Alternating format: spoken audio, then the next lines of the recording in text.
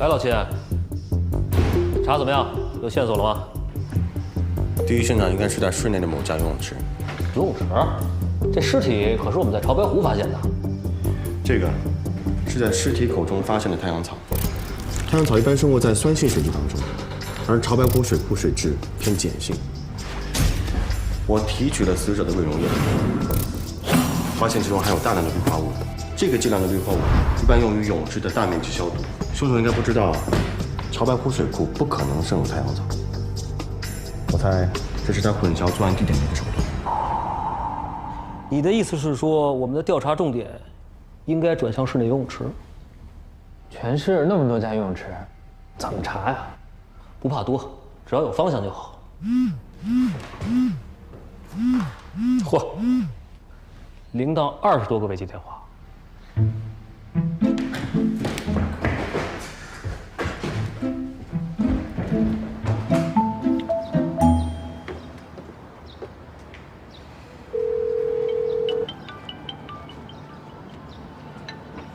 喂，铃铛，我到了。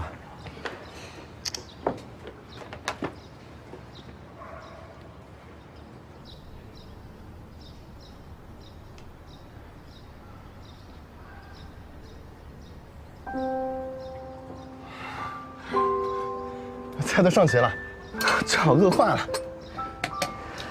婚礼上要用的视频看了吗？看。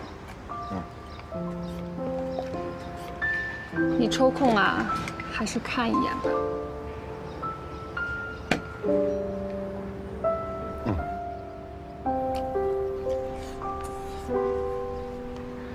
我知道你忙，但咱们俩的婚礼都推了2回了，家里人不知道什么情况，都以为我们俩有什么问题。咱们这婚到底还结不结呀？那搁谁不着急啊？我不是最近工作忙吗？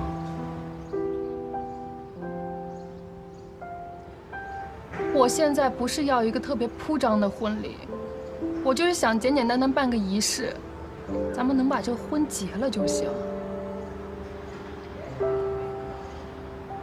行。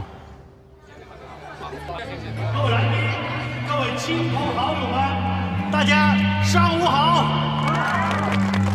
非常高兴你们能够来到这山清水秀的地方，来参加这场婚礼。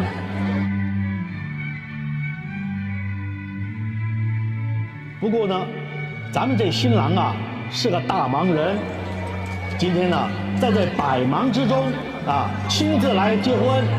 不，是不是有点漏啊？一点都不漏。哎呀，就是漏一点儿才好看呢。哎呀，怎么样？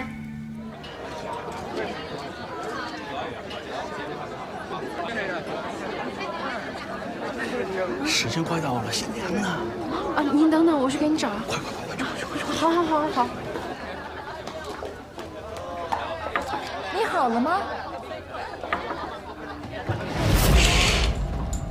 稍等。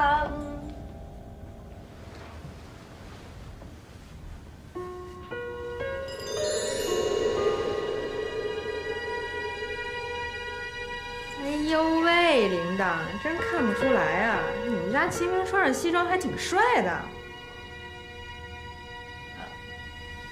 你们俩收拾好了，我就去叫摄影师去了啊。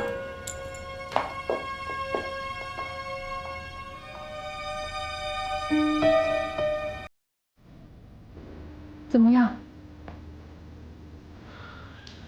挺好看的。那就这件。行。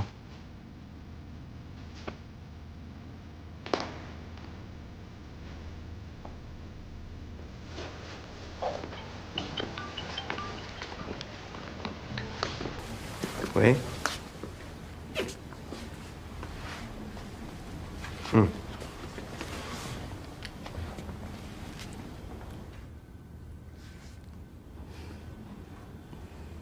去忙吧。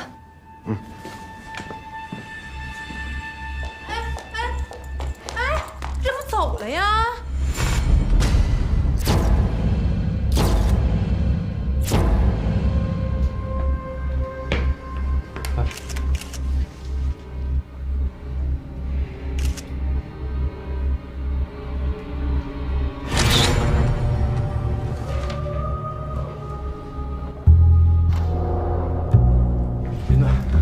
这个是签名册。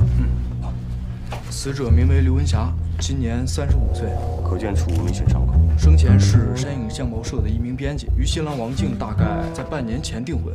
瞳孔缩小。每一个人都有排查。是。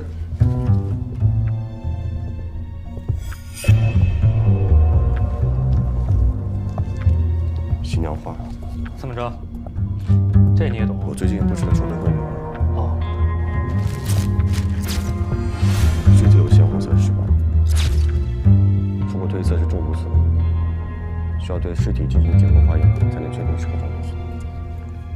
别说啊，这个现场布置的有点意思，仪式感很强啊。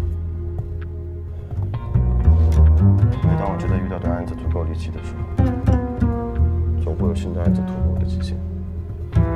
凶手这么大费周章的把现场布置成这样，图什么？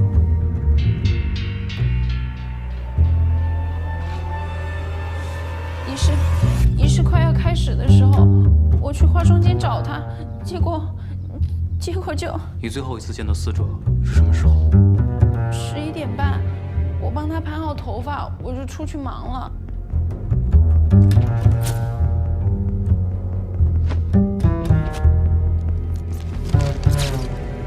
全身皮肤呈脱水状，嘴唇和指甲苍白，可以排除外伤和机械性窒息。金哥，这个这是纹身洗掉的痕迹。怎么还有人戴这个？这是个习俗，婚礼戴上它，图个吉利。我很抱歉，你现在的心情我们都能理解。不过有几个问题你必须回答我。在婚礼现场有没有什么异常的地方？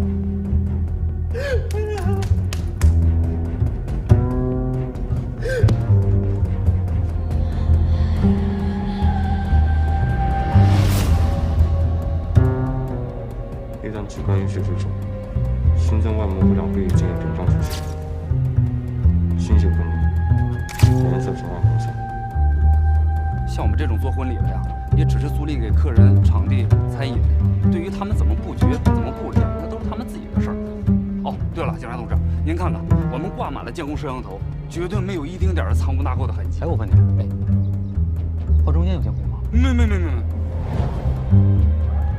胃肠道内有淡黄色液体，伴有红色沉淀物，拿去化验。调查结果显示，死者摄入的毒物并不是市场上的常规成品，而是由下毒者自行调制而成。死者皮肤、嘴唇还有指甲均呈现苍白色。能不能分析出毒物是怎么调配的？药物进入体内，经过代谢，已经无法判断其原始成分。但经过化验其胃中残留，我们发现是生活当中常见的化合物，并没有任何毒性。因为这个毒物是在婚礼当天发现的，所以我暂且把它命名为“血色婚礼”。这些是我们目前掌握的所有线索。换下一组图片。来，大家看一下，注意图片中的这个图案。这个图形频繁出现在案发现场，我们称其为六芒星，是一种古老而神秘的符号。当然了，在国外它还有另外一种称谓，叫做所罗门封印，代表着男性原理与女性原理的合一。一些正统的犹太教派的人士呢，反对使用这个封印，因为它和魔力、神秘学有关。综上所述，我认为本案的凶手一定和某种信仰有着密切的关系。死者家属那边有什么消息吗？正在调查，目前还没有发现有价值的线索。六芒星、蜡烛、新娘花。想到什么了？我怎么感觉好像似曾相识？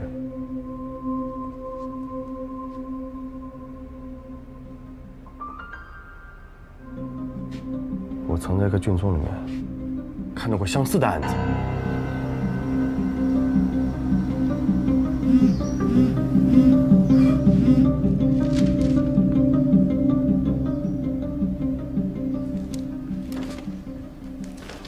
来，泡面呢？哎，给我也泡一个啊。好嘞。老钱，啊，新情况，刘文霞婚礼那天啊，有个叫孟乐的人不请自来，是刘文霞同事。他最近正在写一篇关于婚姻和爱情的文章，取材啊，就是15年前那个真实案例。大宝，哎，嫂子来了。大哥，琳达，来了。哎，婚礼怎么样？只要没到那一天啊，总有忙不完的事儿。对。有饺子，一起吃啊。不了，谢谢。啊，饺子。早上太忙，没有给你做饭。饿不着。空了，咱们把婚纱照拍了吧。那家影楼很火的，要是错过了又得等1个月。看啊，我挑了这种，还有这种。问你意见呢，你倒是说话呀。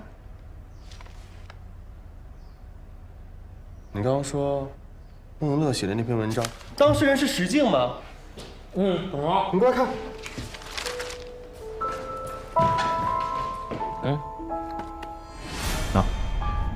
陈立明，他的新娘石静在自己的婚礼上中毒死亡，而死亡现场同样出现了金色蜡烛、新娘花和流氓星的图。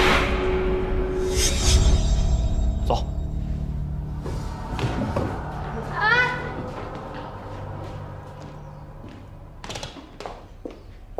把饺子带上。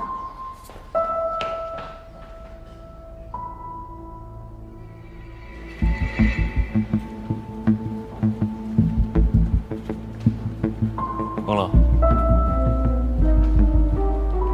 方便聊2句吗？什么叫不请自来呀？我和文霞关系挺好的，我们只是因为公司升职的事情发生了一点不愉快。刘文霞结婚请了全公司所有的人，唯独没有请我。我之所以过去，就是因为想跟她缓和一下关系。据我们所知，你最近在写一篇关于爱情和婚姻的文章。是。这个真实的案例没有对外报道过，你怎么知道的？我采访了陈立明。你见过陈立明？见了，我是因为要搜集资料，所以见了他。也就是说，你非常的清楚，案发当日的现场和15年前那个案发现场是一模一样的。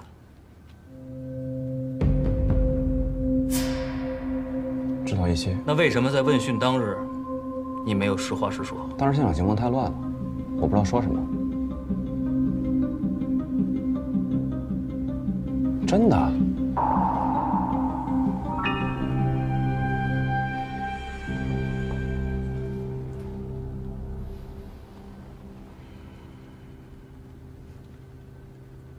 好吧，谢谢你的配合，希望下次再想起什么的时候，能主动联系我。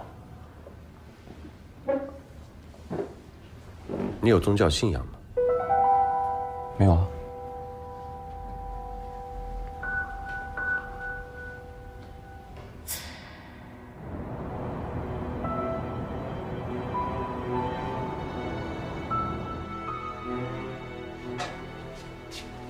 吃饭啦，快点。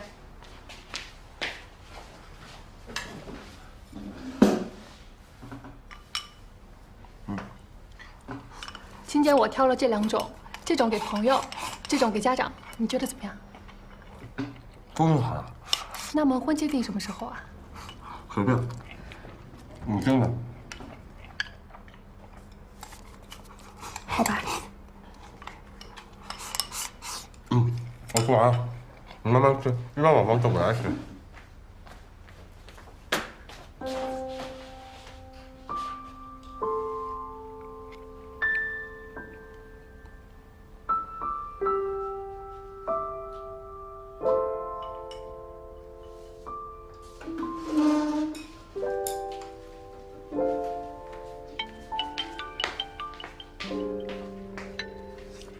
喂，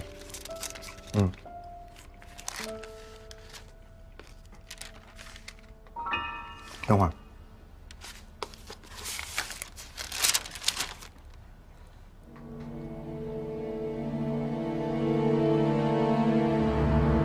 你让我查那个分子式，我查到了，是陈立明研制的一种新药剂。他妻子死后啊，整个研发就停止了。警方一直认为陈立明是最大的犯罪嫌疑人，可是他有完美的不在现场证明，所以那个案子就成悬案。那他杀人动机呢？动机不明。他妻子死后，整个人就崩溃了，进了精神病院。我问过医院，医院说5年前他就出院了。哦，他在医院的时候啊，经常自言自语。我认为这2个案子相似点太多了，应该不是单纯的巧合。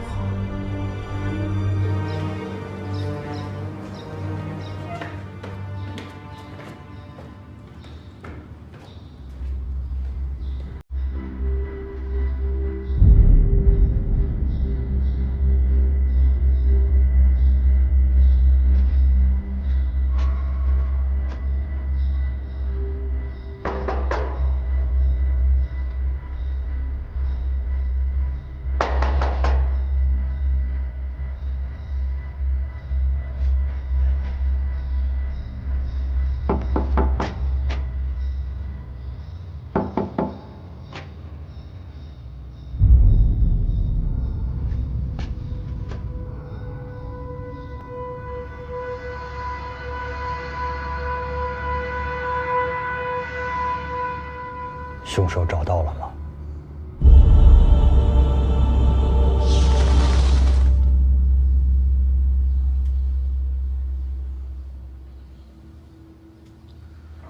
当年你妻子石静的那个案子细节你还记得吗？记不清了。这个案子至今没有结案，我们想向你了解一些情况。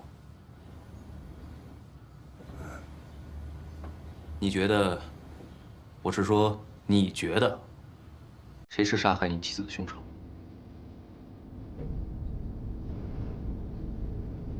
不知道。这个分子式，你见过没有？没见过。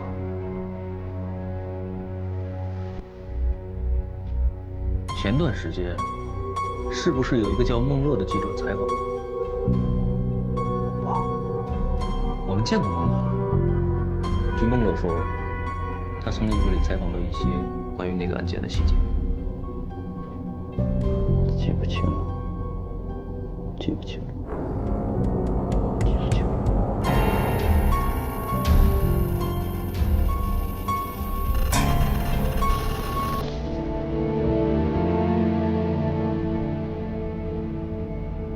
你说，这个陈立明不是装疯卖傻吧？他还有亲人？有一个姨妈。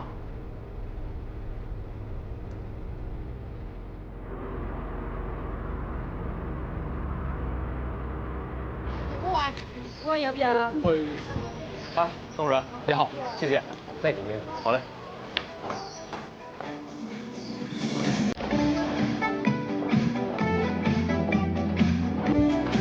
立明出院以后啊，这精神比以前好多了，可就老闷在家里，不出门，也不爱跟人家说话。阿姨，他出院这1年多，有什么反常的行为没有？还好吧，就是老一个人，嘀嘀咕咕的说什么解脱呀、诅咒什么的。你看，就因为那个事儿给闹的，要不然现在孩子都上中学了。 15年前婚礼上那场命案也在现场。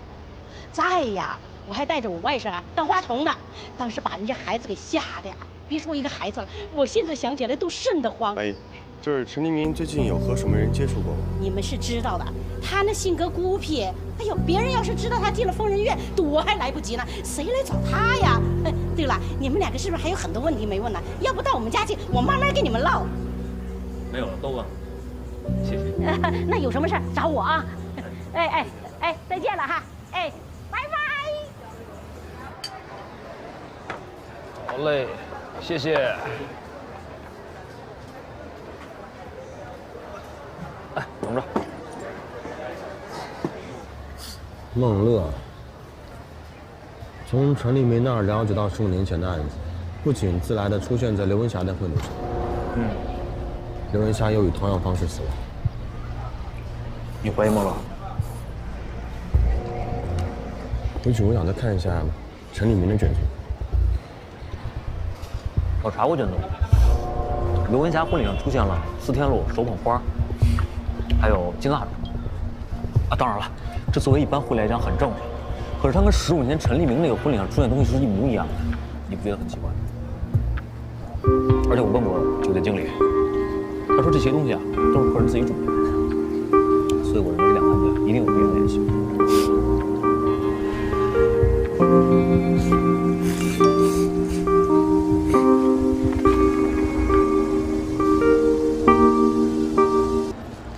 下班时候有时间吗？陪我去婚庆市场买东西。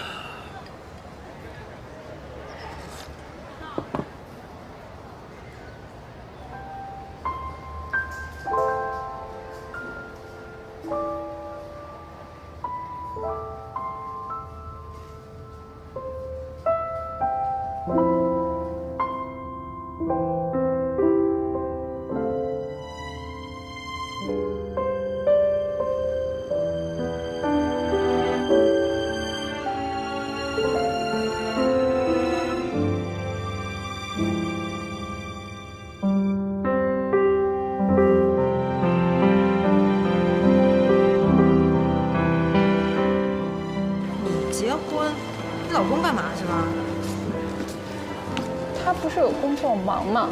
啊，忙的婚纱照没时间拍，婚纱礼仪没时间去。现在倒好，这体力活也全让你一人干了。你说你要这老公干嘛使？啊，公安局没他还破不了案了，是不是？你不懂。啊，好，我不懂。你说。你干嘛非得把自己逼这么紧啊？这婚礼晚点办不行吗？我们婚礼都拖2年了，家里人跟催命似的。再说了，这次日子都通知了，不能再拖。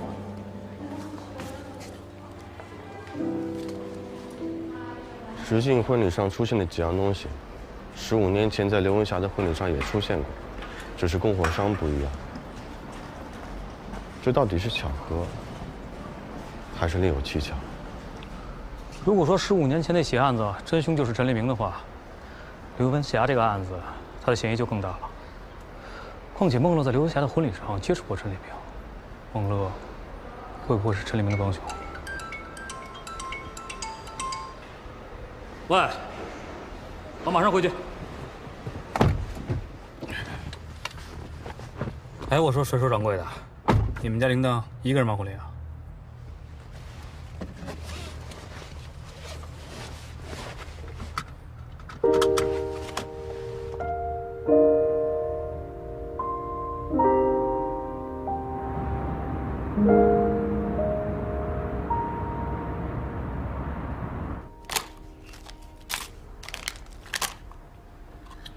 名单在桌上，看看漏了谁。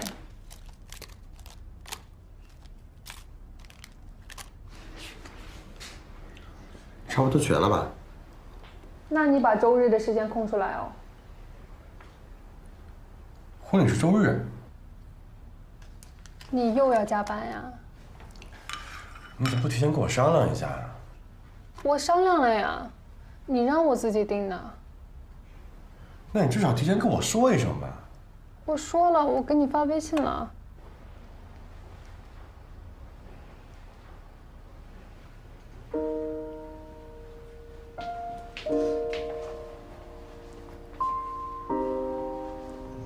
对不起。没什么，也怪我，怕打扰你工作，没给你打电话，发微信，以为你会看。你辛苦了。可是，这么着急，会不会太仓促？该办的我都办了，你只要来参加婚礼就可以了。咱们婚纱照还没拍呢，要不？影楼的预约早就过了，再约就是1个月之后。等你忙完，我们再补拍吧。你不会又想退后吧？我最近手头有个重要的案子，我担心到时候抽不出时间来。金明，你到底？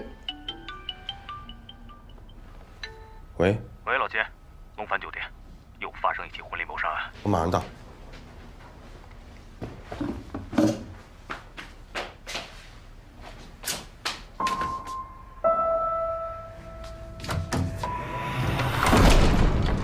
现在情况怎么样？自己看吧。秦哥，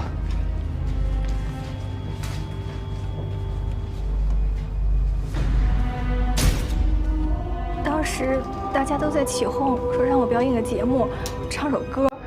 可是我刚唱到一半，突然听有人喊小娇死了。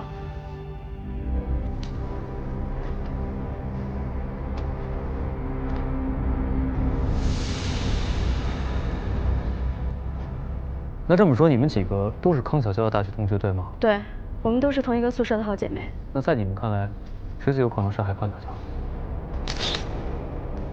马军，他一定有问题。马军？马军是康小娇的丈夫。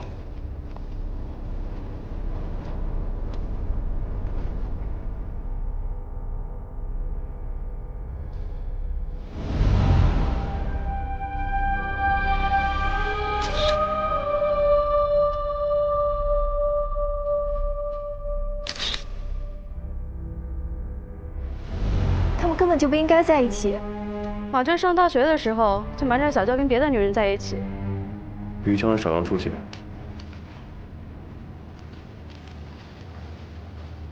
那段时间，跟小娇的东西经常被偷，作业也经常被撕毁。虽然我们还不知道那个小婊子到底是谁，但肯定是他干的。那个小婊子藏得可够深的，当时我们全宿舍姐妹一起查了好久，都没查出他是谁。马军就是个渣男，警察同志，你一定要好好查查他。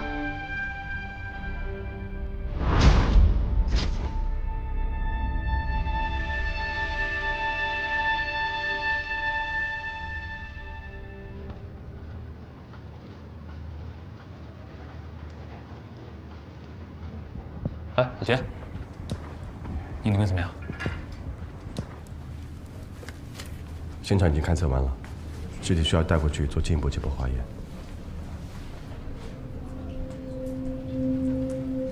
林队，找到马军了。继续。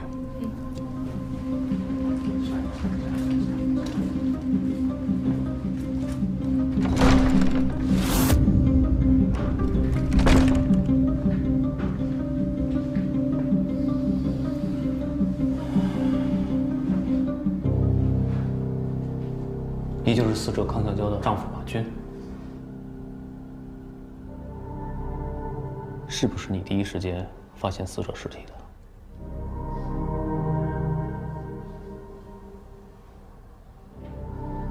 你们两个在交往期间有没有发生过什么不愉快的事情？没有。我的意思是说，你们两个人在交往期间有没有出现过第三者？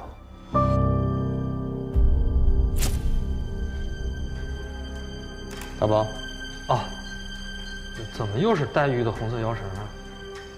最近结婚都流行戴这个吗？内脏器官淤血之中，心脏外膜和两肺间有点状出血。这情况和前期受害者极为相似。我觉得这两起案件可以并案处理。等检验结果出来再说。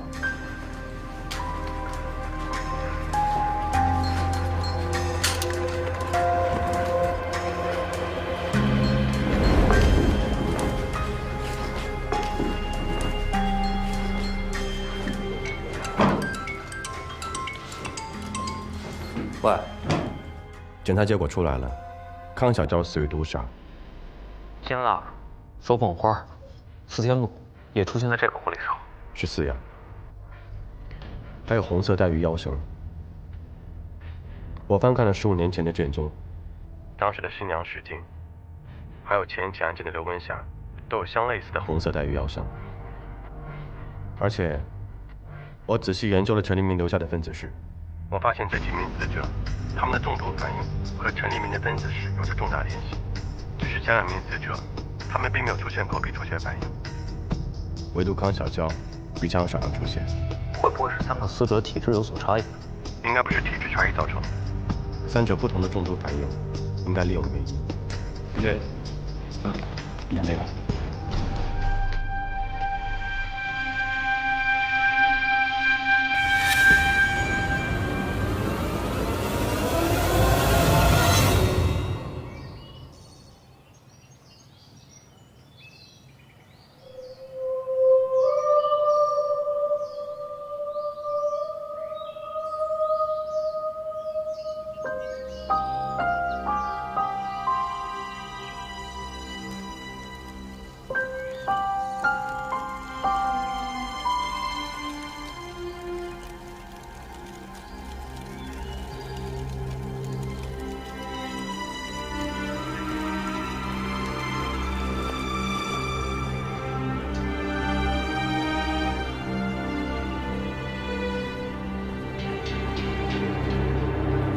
陈立明，我们现在依法对你进行传讯，你需要如实回答我们每一个问题。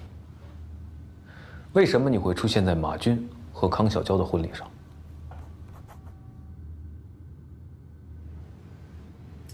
我为什么不能出现？请正面回答我的问题。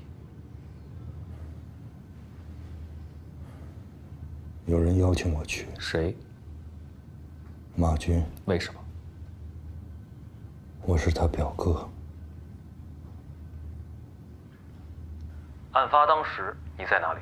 在婚礼上。说具体地点。礼堂。和谁？马军。你们在做什么？聊天儿。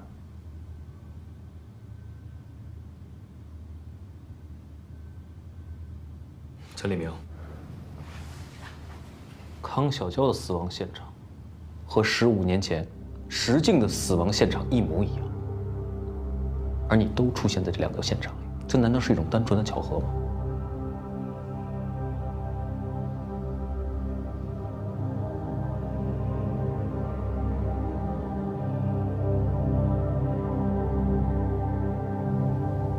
？15年前，我是新郎，必须在。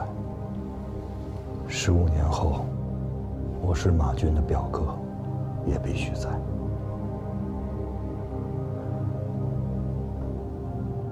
陈立明，我听得出来，你的态度是不想配合我，但是你也必须清楚，就算你不配合我们，这个案子早晚也会水落石出。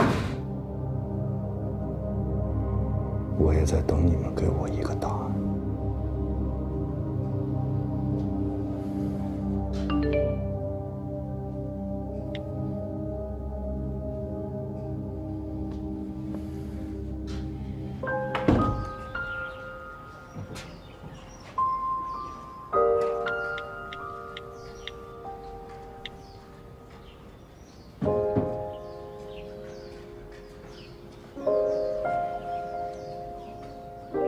一听他说话就知道，故意不配合。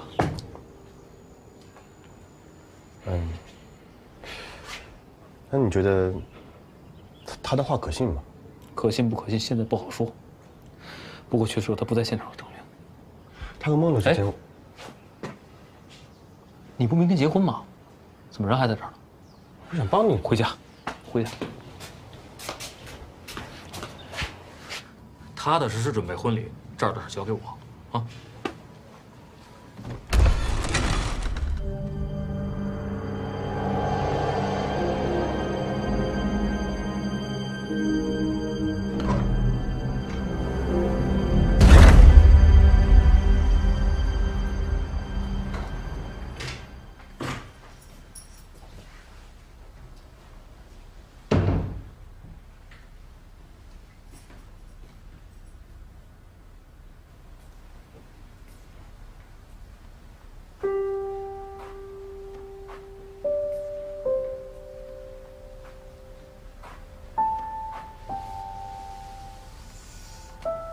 回来了。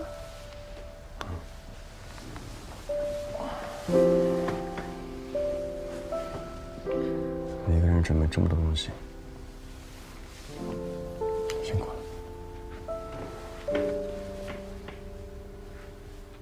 总算都准备好了，明天就该结婚了。明天呀，你就安心当你的新郎。对了，我给你准备了一个惊喜。什么惊喜啊？你给我过来。一下，把眼睛闭上，不许偷看。等我一下。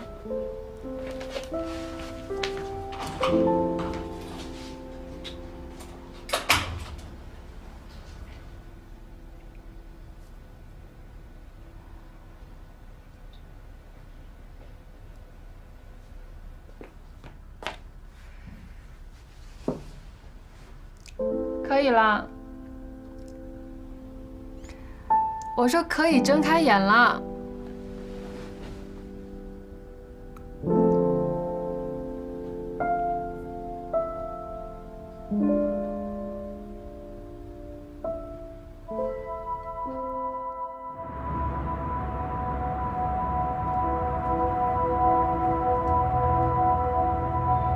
哎，有模有样的哈。像啊。老钱，啊，恭喜新郎官帅啊！嫂子好。今天结婚，什么都不许想，踏踏实实做新郎。就是。走。来哥，你好，进去了。请。哎呦，今天才像话吗？我还担心这婚礼上见不着你呢。怎么着，没案子啦？谢谢你。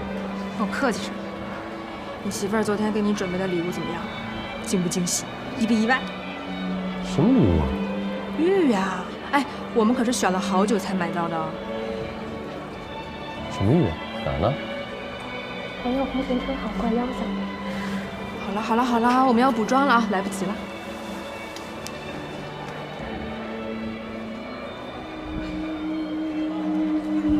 怎么又是黛玉的红色腰绳啊？最近结婚都流行戴这个吧？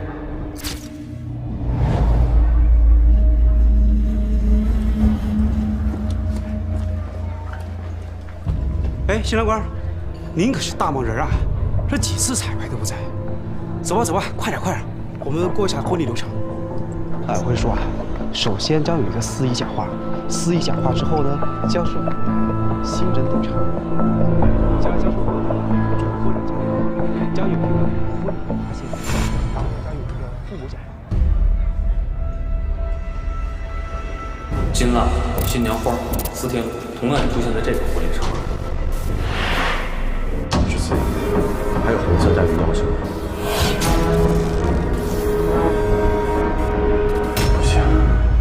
现场交接仪式，这婚不能结。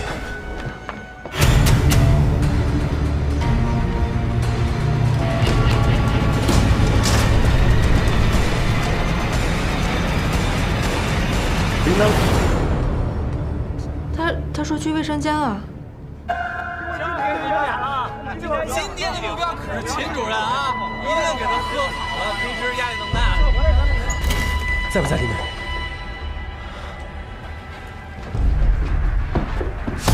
铃铛回来没有？铃铛丢了。你们几个守住酒店所有出口，其他人挨个房间找。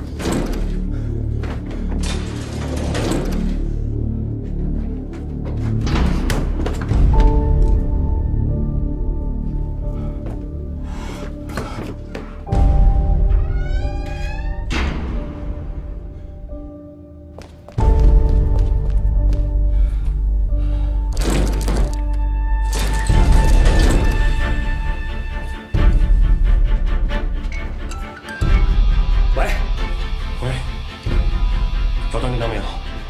我还在找。我刚才看到陈立明了。什么？你在哪儿？我知道我在哪儿。喂，喂。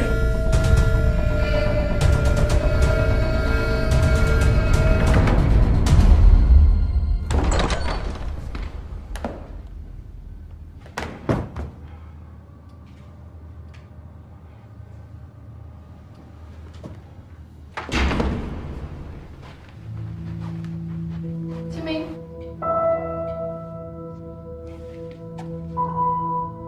领导，领导，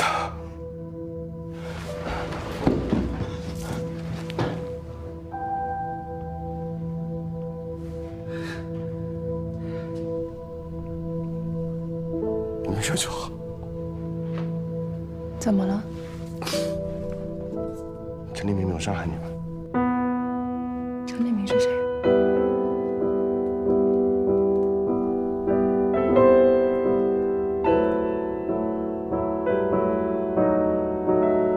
在这儿啊，我找半天了，婚礼快开始了，走啊！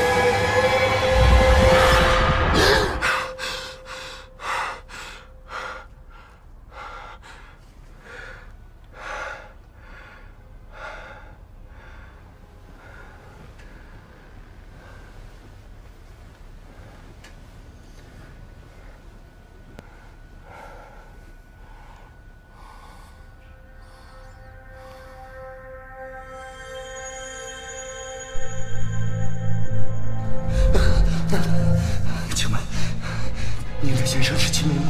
是啊，您是？我是来正在调查的一个案子的当事人，我有急事。先生，今天是我们办婚礼，有什么事儿明天找他。不行，必须是今天。先生，我知道你很着急，我也很着急，我等今天已经等了一辈子了。我只是想要一个简简单单的婚礼，简单到只要他今天陪我，把他让给我，可不可以？可以。不，你今天会死的。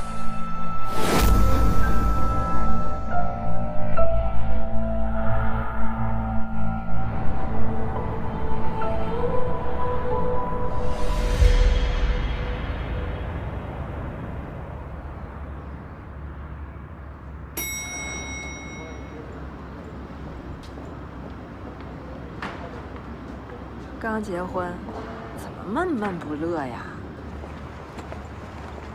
我们不去度蜜月了，这婚礼可把我累够呛了。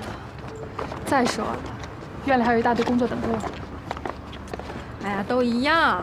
我们家那位跟秦明一样忙，我要是指望他，我这辈子都别想出去玩了。要不，等我忙完这段时间，我们俩一起出去。真的啊？哎，等我回去就订票。这次啊，就咱俩去，不带他们。就这么定了。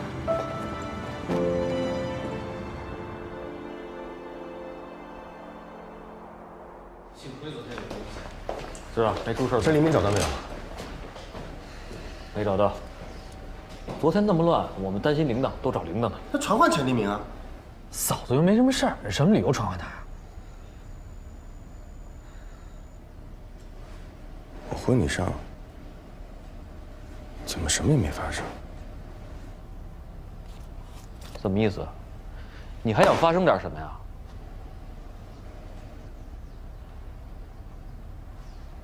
林队，干嘛？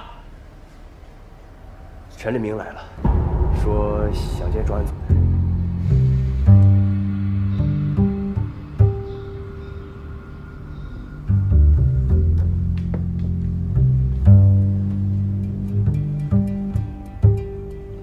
今天来，有什么事情要跟我们说吗？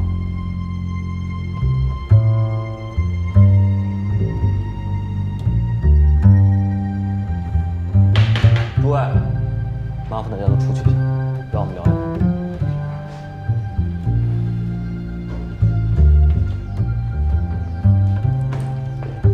你为什么会在我的婚礼上？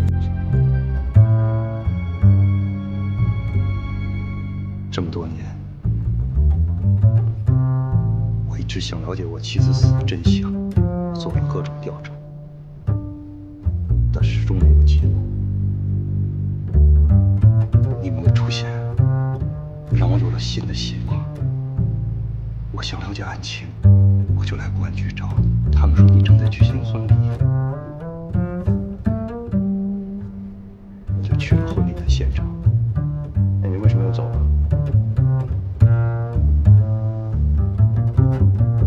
因为我看到了你的妻子。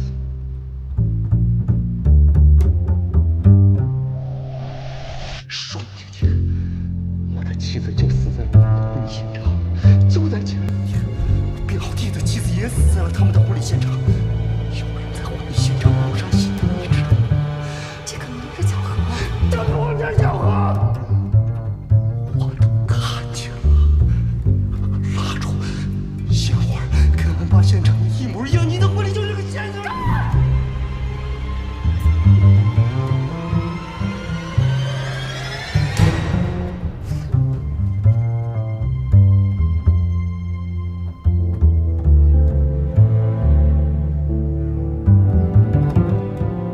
陈立明是谁？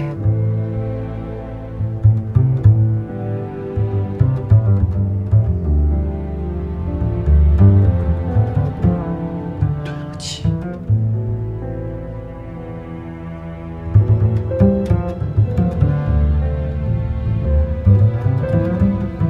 是我为了这个案子，我整整的等了15年。我以为我能走得出来，但是到最后发现我根本走不出来。我活着只有一个目的，就是了解案子的真相。这案子一天不破，我就一天走不出来。警察同志，我只要一个答案。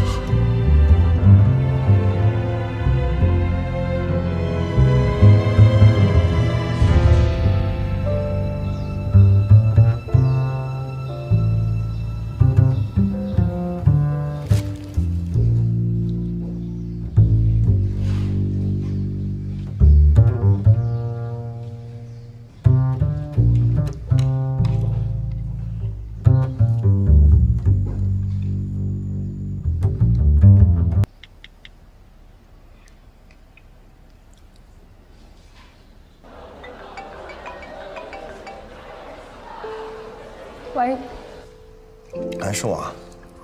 干嘛呢？吃饭没？没有。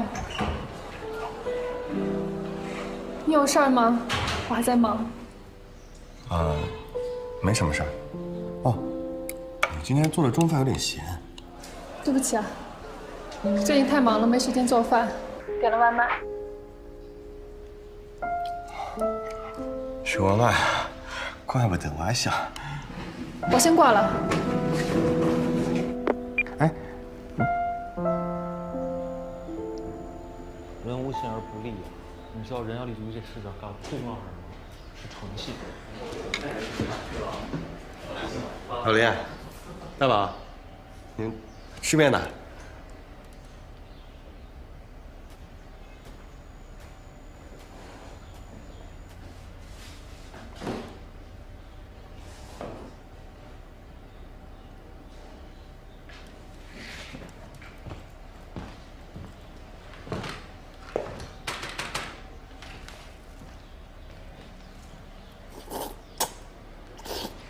我知道你们还在误会我，可那天婚礼上发生的一切，真的和我没关系。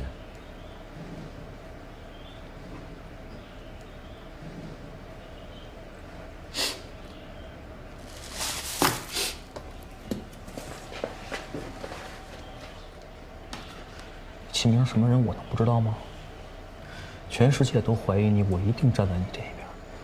可关键是现在我怎么想不重要，重要的是人家铃铛怎么想。你说你一天到晚工作那么忙，人家说什么了？啊！但是现在人家误会了，误会你在人家婚礼上拿人生命安全开玩笑，你对得起人家吗？你最起码是不是得有个态度？现在给人打个电话安慰安慰人家，哄哄人家，说点什么？那都是巧合，那东西真的不是我买的。我现在说的不是这个问题，我说的是你的态度。你最起码要哄哄人家，给人打个电话道个歉。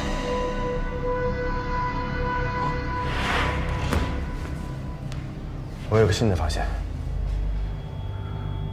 可能一开始我们思路就错了，我们把3起案件并案处理，而其实根本就是独立的案件。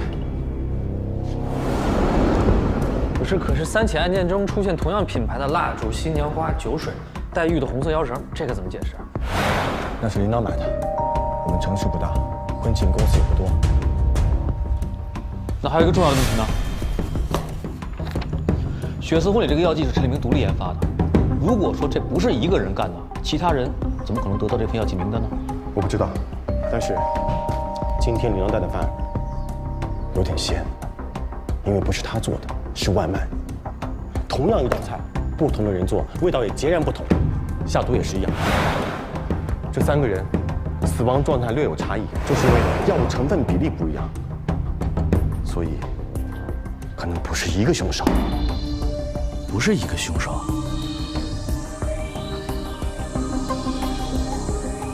有没有可能是陈立明自己调配了药剂比例呢？不可能。昨天晚上我看了陈立明给的资料，这个配方说明陈立明是一个非常严谨的人，他不可能随意更改药物成分比例。可是我们也没办法从死者的胃液中提取出毒液的成分。我们只需要在全市找到具有相同成分的药物。我马上安排这个事情。我们先要找孟乐。孟乐？为什么？因为我在孟乐手上看到了一个纹身，而刘文霞手上也有一个被洗掉的相类似的纹身。这个图案熟悉吗？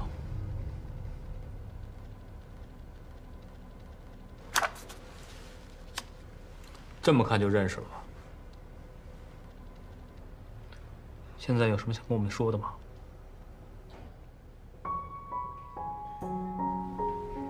我和文霞交往过，但是后来他决定和王静结婚，我们就断了。你为什么想起15年前的案子？因为文霞跟我说过，我觉得那篇文章挺有噱头。之所以采访陈立明，也是因为想知道一些细节，增加可信度。可是刘文霞怎么会知道15年前的案子？我只知道刘文霞采访过陈立明的妻子石静。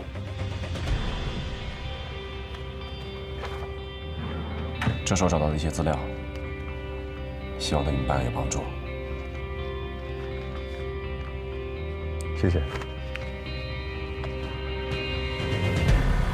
如果刘文霞接触过这个药剂，那么她身边的人是不是也会知道这个本方？走，我想到一个人。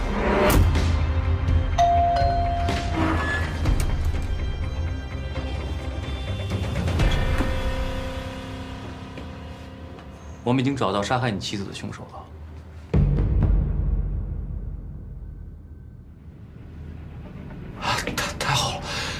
真抓到凶手了。警官，到底是谁杀我妻子啊？之前你有怀疑过你妻子刘文霞？啊，没有，我们感情一直挺好的。根据我们的调查，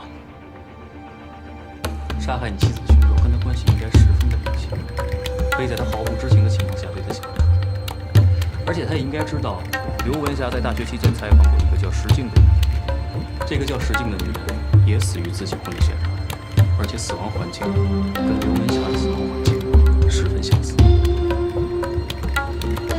这是一份你近期多次往返于医院，该取用的处方药的清单。解释一下吧。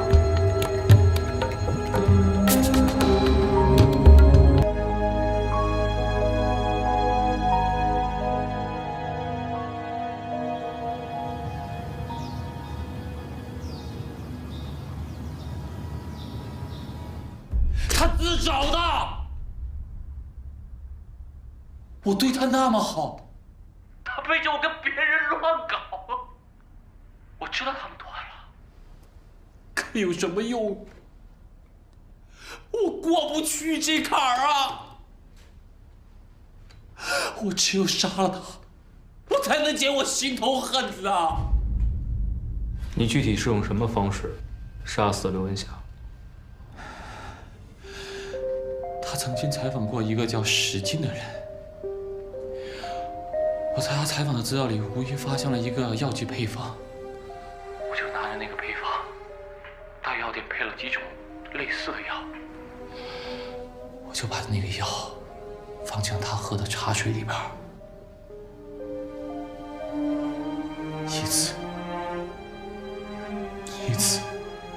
一次的骗他喝下去。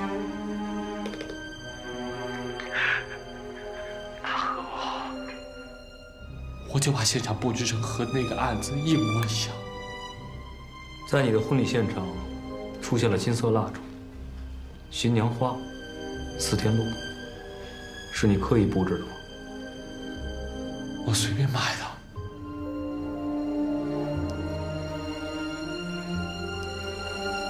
果然只是巧合。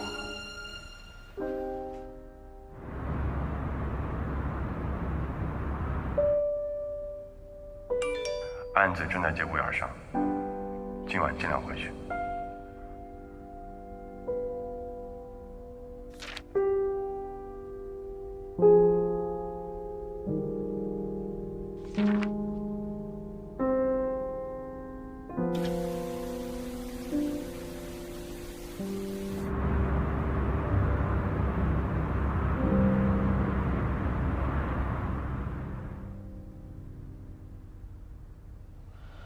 得到消息的途径有很多种。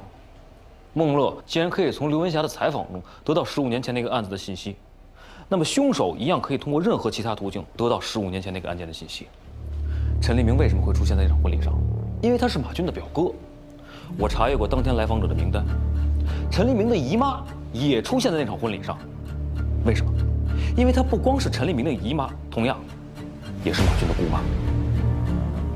15年前婚礼上那场命案，您在现场？在呀，我还带我外甥啊去当花童呢。怪不得陈立明的姨妈说带着外甥去给陈立明做花童，那个花童就是马军。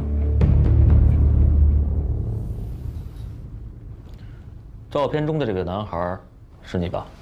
想必你应该知道陈立明的妻子石静是怎么死的吧？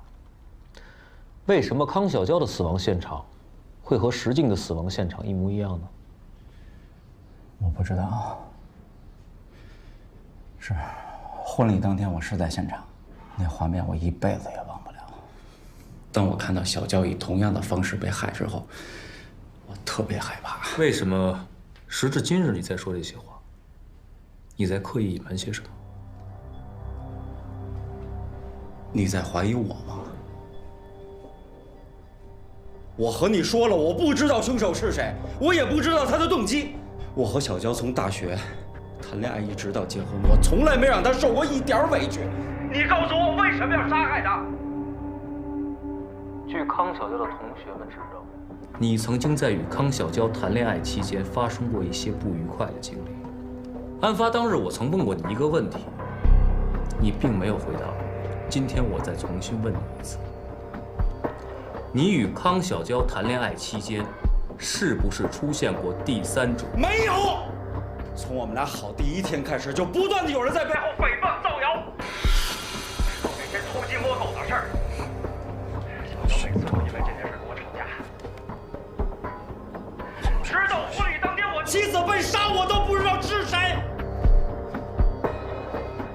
你不是相信他们说的话吗？那你告诉我，这个第三者是谁？他才最有可能是杀害我妻子的凶手。来，起。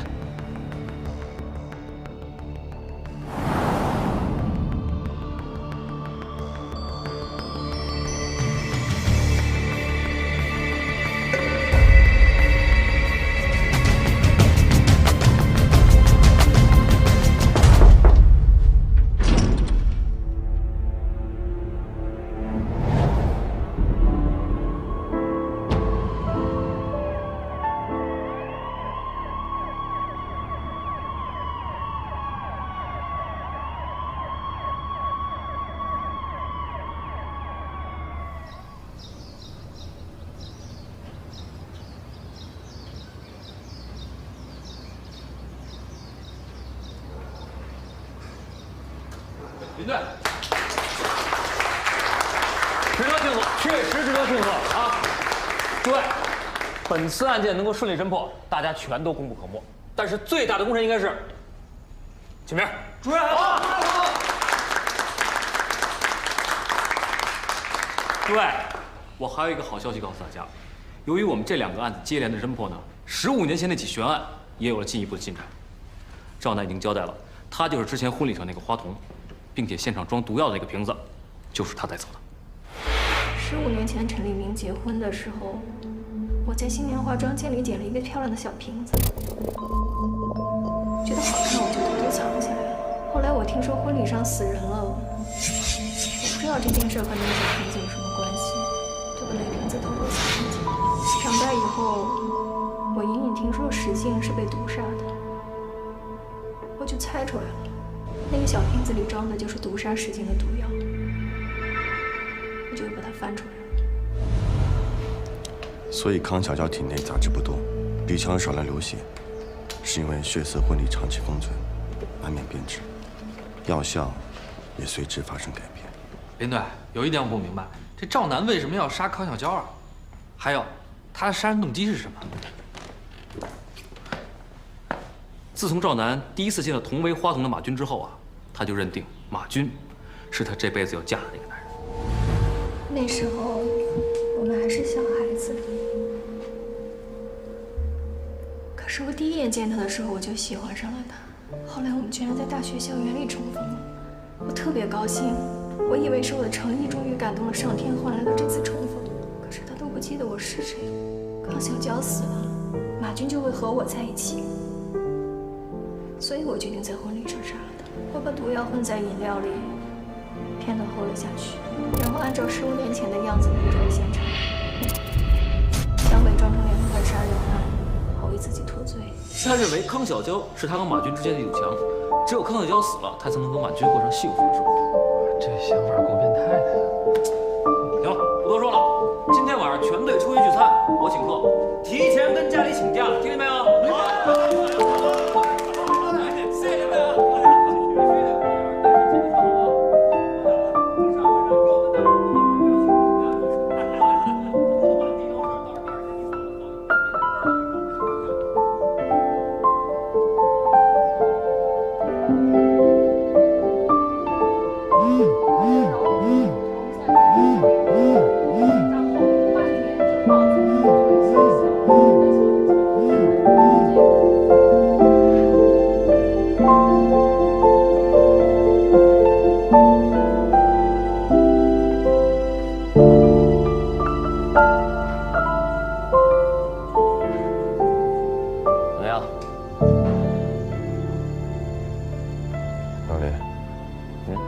那我不去了，你们好好聚。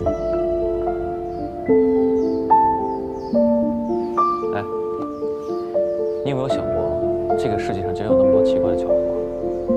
就好像15年前那起案子，一个小女孩在一场婚礼上偷偷地拿走一个玻璃瓶子藏了起来，却无意之间造成了一起悬案。15年之后，又是这同一个瓶子，成为了另外一起凶案的重要凶器。赵楠在凶案现场拿走了装有毒物的药品，可为什么杀害石静的凶手把证据留在现场，没有拿走呢？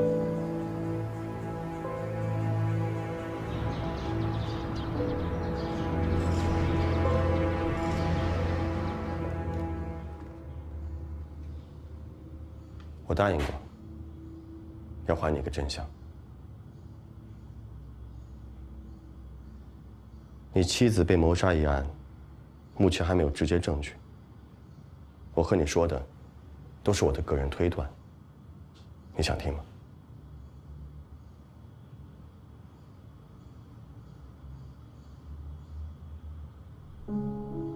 你可能不知道，你妻子在认识你之前，因为工作的原因，对西方小众教派进行研究，把资料发到网上。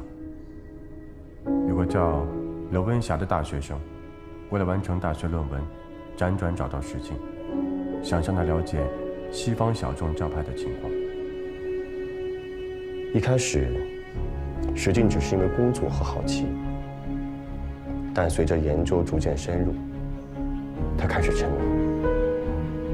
他认为，只有新娘在婚礼当天献祭自己，才能获得解脱。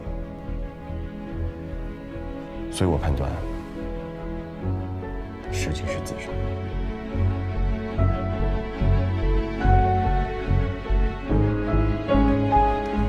你说什么？石静是自杀？我们是相爱的，她为什么要自杀？你别着急。根据我们对刘文霞手稿的判断，石静生活的并不幸福，而且杀害康小娇的凶手，也就是你们婚礼当天的华佗，他亲口承认，15年前在凶案现场拿走了装有毒物的药瓶。如果石静真的是被谋杀的，那么凶手为什么把物证留在现场？我不讲清楚这些，你出去，你出去，出去，出去！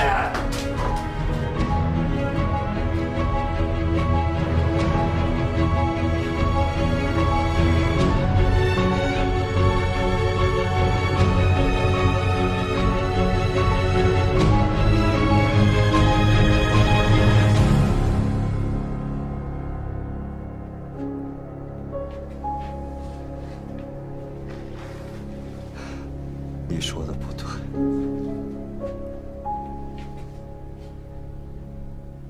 是我杀死了静静。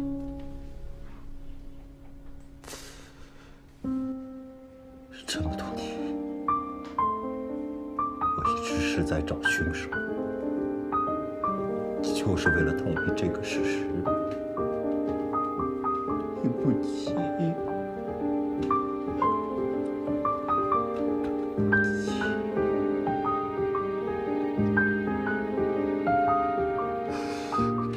是我一直在沉迷工作，忽略了他的感受。静静，是我把你逼上了死路。你是因为我才自杀的啊！